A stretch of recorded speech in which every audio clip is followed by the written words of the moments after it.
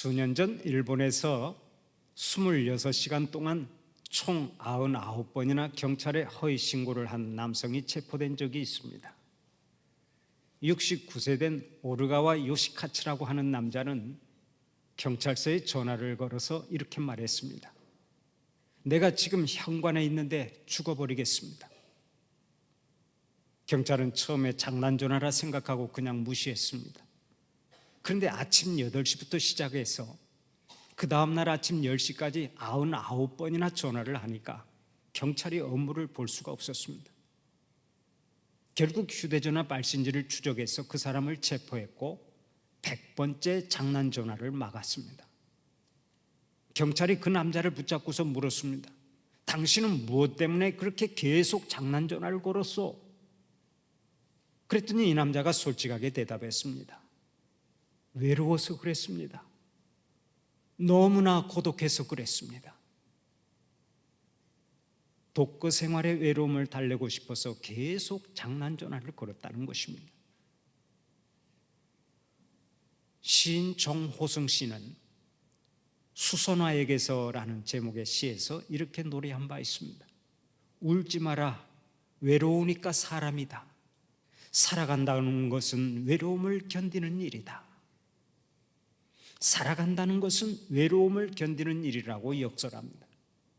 그러나 고독을 견디며 살아간다고 하는 것이 어디 쉬운 일입니까? 고독처럼 인간을 힘들게 하고 고독처럼 인간을 우울하게 만드는 것이 없습니다.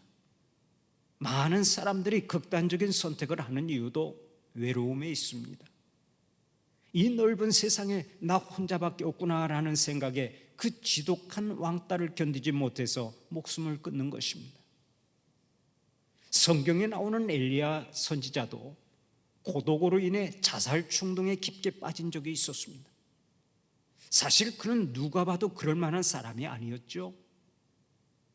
그는 혼자서 850명이나 되는 우상 숭배자들과 싸워서 승리한 사람입니다. 그가 기도할 때 하늘에서 불이 내려와 제단을 불사르는 역사가 있었습니다. 얼마나 대단한 사람입니까? 혼자서 10명, 20명도 아니고 850명을 물리친 능력의 종이요 기도의 용장이었습니다. 그런데 한순간에 자신은 외톨이요 왕따라고 하는 느낌이 광풍처럼 밀려오자 그는 이렇게 간구했습니다. 하나님, 차라리 지금 내 생명을 취하여 주시옵소서.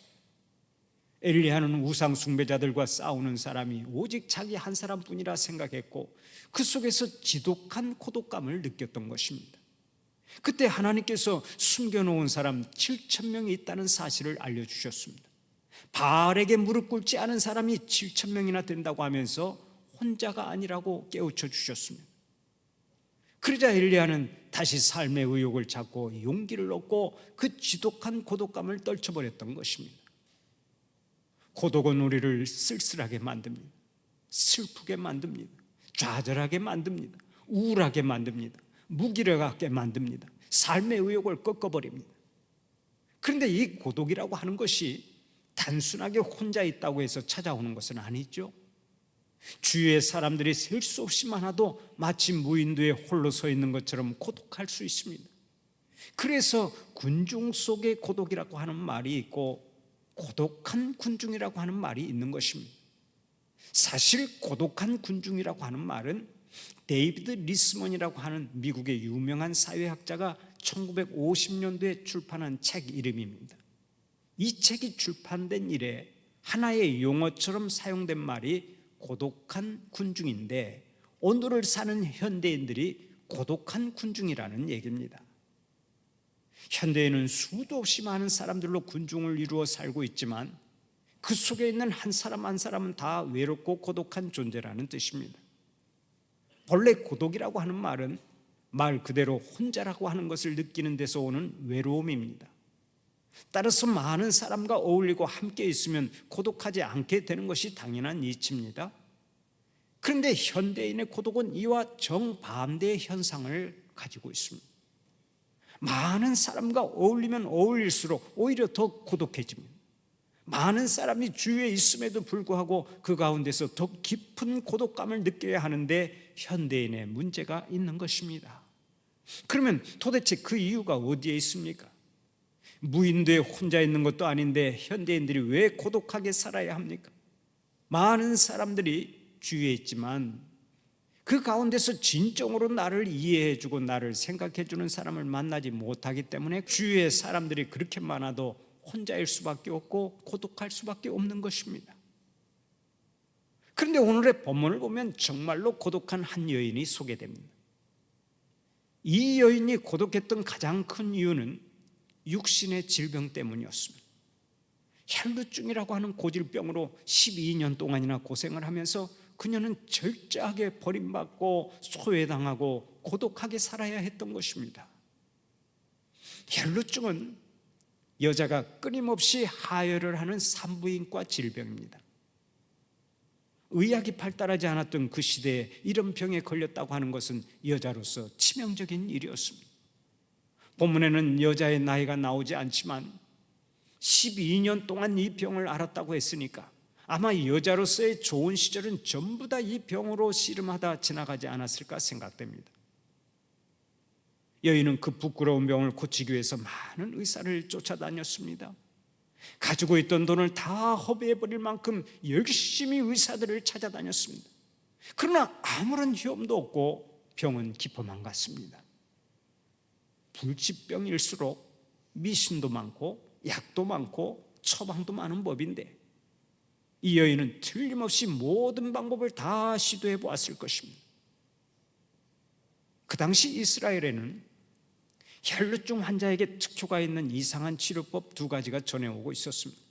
그 중에 하나가 흰 나귀를 따라다니면서 그 나귀의 똥을 뒤져가지고 소화되지 않은 보리알이 나올 때 그 보리알을 볶아 먹으면 낫는다는 것입니다. 절차가 상당히 복잡했습니다만은 아마 이 여인이 흰 나귀를 많이 따라다녔을 것으로 추측됩니다. 그리고 또 하나의 치료법이 있었는데 타조알을 무명 조각에 싸서 품에 넣고 다니면 낫는다는 것이 그것입니다. 여인은 이 치료법도 여러 번 시도해 보았을 것입니다. 그러나 전혀 차도가 없었습니다. 그러니 얼마나 그 고통이 심했겠습니까? 사실 여자라면 누구나 사람들에게 아름답게 보이고자 하는 마음을 갖습니다. 사람들에게 관심을 받고 사랑받고 싶어 하는 것이 지극히 자연스러운 일입니다. 하지만 이 여인은 그럴 수가 없었습니다. 이스라엘은 사막지대이기 때문에 물이 아주 귀합니다. 마실 물마저 귀한 형편의 목욕을 자주 하는 것은 상상도 못하는 일입니다. 또 지금처럼 철따라 옷을 입고 아침 저녁으로 속옷을 갈아입을 형편이 아니었습니다. 옷 한 벌을 3대까지 물려가며 입는 시대였습니다. 그런데 이 여인을 보십시오. 12년 동안 치료비로 재산을 다 날렸습니다. 2벌 옷이나 있었겠습니까? 목욕도 하지 못하고 옷마저 제대로 갈아입을 수가 없었습니다. 거기에다가 날씨는 무더우니까 여인에게서 나는 냄새가 얼마나 지독했겠습니까? 여인에게는 더 이상 소망이 없었습니다. 누구에게서도 위로받지 못하고 누구에게서도 치료받지 못하고 어쩔 수 없이 모든 고통을 홀로 안고 살아가야 하는 고독한 사람이 된 것입니다. 그런데 이 여인이 어느 날 예수님에 대한 소문을 들었습니다. 예수님께만 나아가면 어떤 병이든지 다 낫는다는 소문이 들리는 것입니다. 여인은 즉각 예수님을 찾아 나섰습니다. 이미 수많은 군중들이 예수님을 에워싸고 있었습니다. 하지만 여인에게는 그것이 문제가 되지 않았습니다. 사람들을 해치고 나아갔습니다. 그리고는 예수님의 뒤로 가서 주님의 옷자락에 살짝 손을 댔습니다. 그런데 그 순간에 기적이 일어났습니다. 여인은 혈루증이 다 어디론가 사라져버린 것입니다. 그 지독한 고질병의 한순간에 떠나버렸습니다. 얼마나 기쁘고 감격스러웠겠습니까? 오늘은 12년 동안이나 혈루증을 앓던 이 불행한 여인이 어떻게 병고침을 받고 어떻게 은혜를 입었는지를 생각해 보면서 영적 교훈을 찾아보고자 합니다. 이 여인이 어떻게 해서 병고침을 받고 은혜를 체험할 수 있었습니까? 첫째로 주님을 찾아왔기 때문에 은혜를 체험할 수 있었습니다. 오늘의 본문 27절을 보면 이렇게 말씀하죠. 예수의 소문을 듣고 무리 가운데 끼어 뒤로 와서 그의 옷에 손을 대니 육체적으로나 정신적으로 만신창이가 되었지만 여인은 무조건 예수님을 찾아왔습니다. 12년 동안 건강도 잃고 재산도 잃고 사람도 잃고 웃음도 잃고 좋은 것을 다 잃어버렸습니다. 남은 것은 병든 몸밖에 없었습니다. 그런데도 주님을 찾아온 것입니다. 살 수도 없고 죽을 수도 없는 진퇴양난의 절망적인 순간이 계속되었지만 여인은 예수님의 소문을 듣고 즉각 주님을 찾아 나섰습니다. 그리고는 수많은 군중들 틈에 끼어서 예수님의 옷에 손을 댔습니다. 사실 이 여인이 예수님 앞에 나아오는 데는 장애가 많았습니다. 우선 스스로 자신이 없었습니다. 오랜 세월 동안 열등감에 사로잡힌 자신을 극복하기가 어려웠을 것입니다. 그런가 하면 군중들이 장애가 되었습니다. 사람들이 수도 없이 인간 장벽을 이루고 있어서 예수님 앞에 나아가는데 큰 어려움이 있었습니다. 그런가 하면 질병 자체가 큰 장애였습니다. 허구한 날 하혈을 해서 냄새가 진동했을 텐데 그런 모습으로 예수님 앞에 나아가는 데는 보통 용기를 가지고는 안 되는 것입니다. 거기에다가 율법에 의하면 하혈을 하는 자는 불결한 여자로서 감히 사람들 앞에 나설 수가 없었습니다. 그럼에도 불구하고 이 여인은 예수님을 향해서 한 걸음 한 걸음 발걸음을 옮겼습니다. 세상의 모든 것이 가로막고 반대했지만 무조건 예수님께로 나아갔던 것입니다. 바로 이것이 치유의 시작이 되고 인생 대역전의 시작이 된 줄 믿으시기를 바랍니다. 예수님께는 생명이 있습니다. 예수님께는 치유가 있습니다. 예수님께는 자유가 있습니다. 예수님께는 구원이 있습니다. 그러므로 예수님께로 나아오는 것 자체가 곧 은혜요 복이 되는 것입니다. 망설일 것이 없습니다. 주님은 그 누구도 차별하시지 않습니다. 주님 앞에 나아오기만 하면 주님께서는 우리를 영접하시고 우리에게 복을 주시고 구원의 은총을 베풀어 주시는 줄 믿으시기를 바랍니다. 일본이 세계에 자랑하는 2명의 기독교인이 있는데 그 중에 여러분 지금 고통스러운 자리에 서 있습니까? 지금 고독한 자리에 서 있습니까? 지금 소망이 없는 자리에 서 있습니까? 그래도 낙심하지 마세요. 주님을 만나면 되는 것입니다. 주님을 찾아오기만 하면 되는 거예요.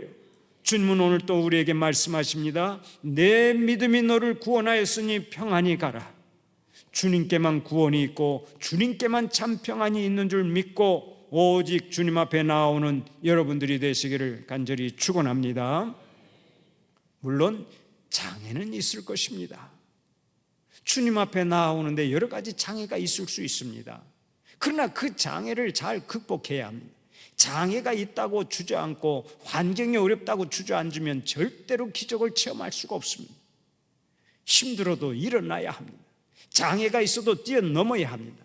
우리 주님 바라보고 장애를 뛰어넘어야 기적을 체험하고 은혜를 체험할 수 있는 것입니다. 저는 어린 시절에 개미들과 함께 자주 놀았습니다.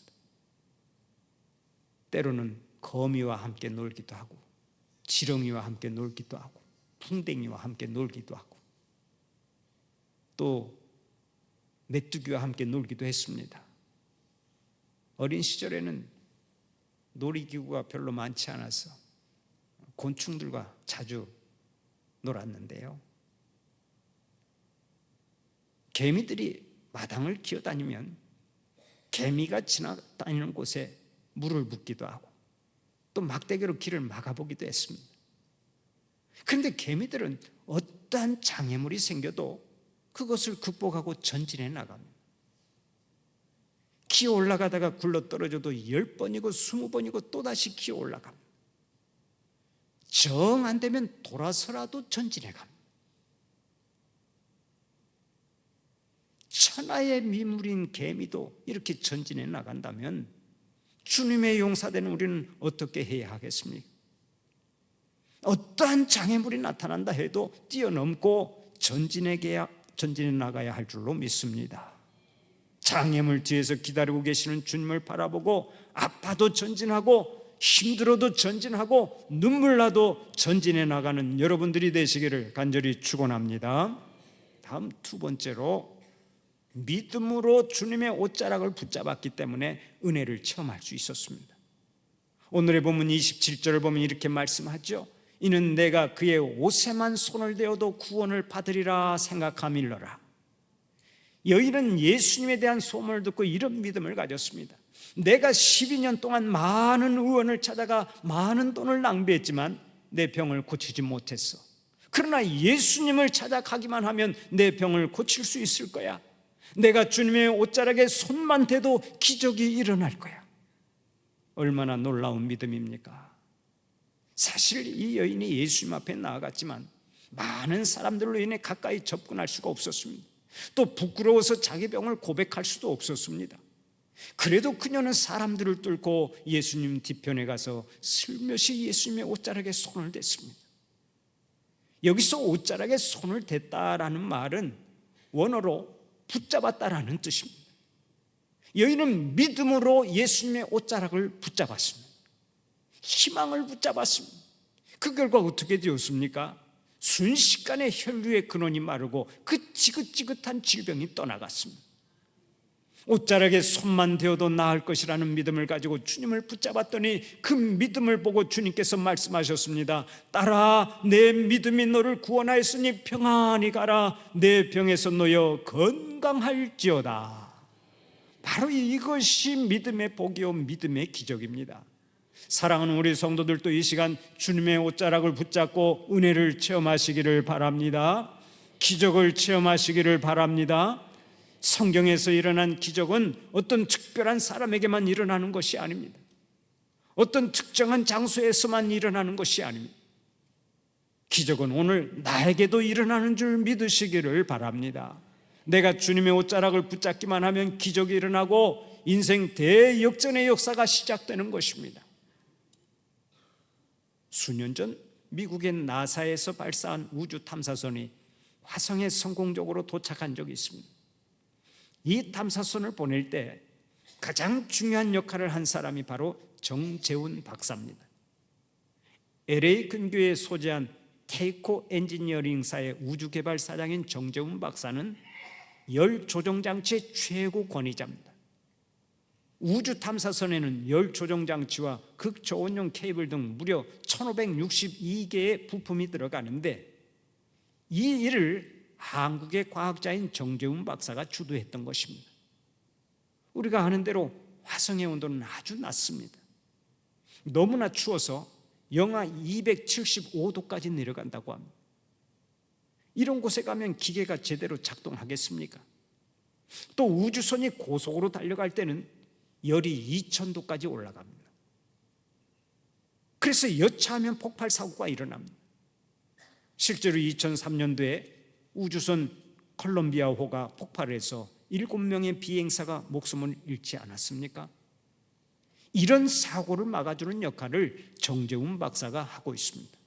그래서 현재 서방 국가에서 발사하는 인공위성의 95%는 정 박사 팀이 개발한 로켓 추진 연료정 장치가 다 장착되어 있는 것입니다. 결국 정재훈 박사님이 아니면 미국이나 유럽의 모든 인공위성을 우주로 쏘아 올릴 수 없다는 얘기입니다. 얼마나 놀라운 일입니까? 우리나라 사람들이 참 대단합니다. 그런데 한 기자가 찾아가서 그분에게 물었습니다. 박사님은 하루의 일과를 어떻게 시작하십니까? 그러자 정 박사님이 즉각 이렇게 대답했습니다. 저는 매일 4시 반에 일어나는데 일어나서 맨 먼저 하나님께 기도합니다. 먼저 기도로 하루의 문을 연다는 고백입니다. 정 박사는 해야 할 일이 많았지만 가장 먼저 주님의 옷자락을 붙잡았던 것입니다. 사랑하는 우리 성도들도 먼저 주님의 옷자락을 붙잡으시기 바랍니다. 주님의 옷자락을 붙잡고 살아가시기를 바랍니다. 세상 사람들은 오늘 또 권력자의 옷을 붙잡으려고 혈안이 되어 있습니다. 물질의 옷을 붙잡으려고 전력 질주하고 있습니다. 인기의 옷을 붙잡고 쾌락의 옷을 붙잡고 정욕의 옷을 붙잡으려고 온갖 힘을 다 쏟고 있습니다. 그러나 그렇게 살아가는 사람들의 결과가 어떻습니까? 모두가 찢어진 옷자락만 붙잡고 탄식하고 있습니다. 권력자의 옷을 붙잡았더니 권력자의 옷도 찢어지고 자기 옷도 찢어지고 다 찢어져 버린 것입니다. 세상의 것은 영원한 복을 가져다 줄 수가 없습니다. 세상의 것들은 하나같이 지나가는 바람인 것입니다. 지나가는 바람이 우리를 어떻게 구원할 수 있습니까? 지나가는 바람이 우리에게 어떻게 영원한 복을 줄 수 있습니까? 절대로 속으면 안 됩니다. 사랑하는 우리 자녀들에게도 분명하게 교육해야 합니다. 사랑하는 아들아, 너는 세상의 옷을 붙잡지 마라. 내 옷도 붙잡지 마라. 오직 우리 주님의 옷을 붙잡고 살아라. 사랑하는 배우자에게도 말해야 합니다. 여보, 우리 다 같이 주님의 옷자락 붙잡고 삽시다. 내 옷 붙잡지 마시오. 내 옷도 머지않아 찢어집니다. 주님의 옷만이 영원하니 오직 주님의 옷자락 붙잡고 살아갑시다. 우리의 영원한 소망이 되시는 주님, 우리의 영원한 생명이 되시는 주님, 우리의 능력이 되시는 주님의 옷자락만 붙잡고 사는 여러분들이 되시기를 축원합니다. 그런 의미에서 한번 따라서 해봅시다. 세상의 옷자락 붙잡지 말고 오직 주님의 옷자락 붙잡고 살자. 아멘입니까? 오직 주님의 옷자락 붙잡고 살아가는 여러분들 되시기를 바랍니다. 우리가 주님의 옷자락을 붙잡으면 주님의 지혜가 나의 지혜가 되고, 주님의 능력이 나의 능력이 되고, 주님의 권세가 나의 권세가 되는 줄 믿으시기 바랍니다. 성도는 주님의 옷자락을 붙잡고 사는 사람들입니다. 교회에 나오는 것도 주님의 옷자락을 붙잡으려고 나오는 것입니다. 세상의 명예를 얻으려고 나오는 게 아니고, 돈을 얻으려고 나오는 것이 아닙니다. 권력을 얻으려고 나오는 것이 아닙니다. 나를 위해 십자가에서 피 흘려 돌아가신 주님의 옷자락을 붙잡으려고 나오는 것입니다. 저는 환경이 좋지 않아서 어린 시절에 붙잡을 옷자락이 없었습니다. 부모의 옷자락을 잡을 수도 없었고 친척의 옷자락을 잡을 수도 없었습니다. 친구의 옷자락, 물질의 옷자락, 안락의 옷자락, 돈의 옷자락을 붙잡을 수가 없었습니다. 허구한 날 수업료가 밀려서 교무실에 불려가고 돈 몇 푼이 없어서 수학여행도 가지 못했습니다. 콩나물만 가지고 한 달씩 살면서 숱한 눈물을 뿌려야 했습니다. 고학을 하면서 동생들을 가르쳐야 했습니다. 그 누구도 의지할 수가 없었습니다. 그래서 교회에 나와서 우리 주님의 옷자락을 붙잡았습니다.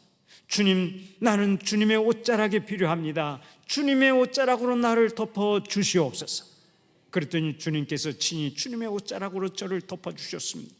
필요한 것을 다 채워주셨습니다. 주님의 능력을 덧입혀 주셨습니다. 모든 것을 합력하여 선을 이루어 주셨습니다. 얼마나 감사한 일입니까? 주님의 옷자락만 붙잡으면 언제든지 인생 대역전의 역사가 일어나는 줄 믿으시기를 바랍니다. 여러분 가운데 바람과 함께 사라지다라는 소설을 본 사람들이 많을 것입니다. 그 소설의 여자 주인공 스칼렛이 자기 애인들이 다 떠나고 혼자 남았을 때 뭐라고 말했습니까? 내일은 또다시 내일의 태양이 뜬다 하고 말했습니다. 무슨 얘기입니까? 가는 놈은 가고 오는 사람은 올 것이다 라는 말입니다. 가는 놈이라고 해서 죄송합니다만 아마 스칼렛이 그렇게 생각했을 것입니다. 가는 놈은 가고 오는 사람은 올 것이다. 내일은 또다시 내일의 태양이 뜬다. 여러분, 예수 믿는 사람이 세상 사람과 다른 점이 뭡니까? 바로 절망이 없다는 점이 다른 것입니다. 절망은 예수님의 십자가에서 장사되고 우리에게는 부활하신 예수님과 함께 새 생명의 삶이 시작된 것입니다. 오늘도 주님의 옷자락 붙잡고 범사에 승리하고 인생 대역전의 역사를 써내려가는 여러분들이 되시기를 간절히 축원합니다.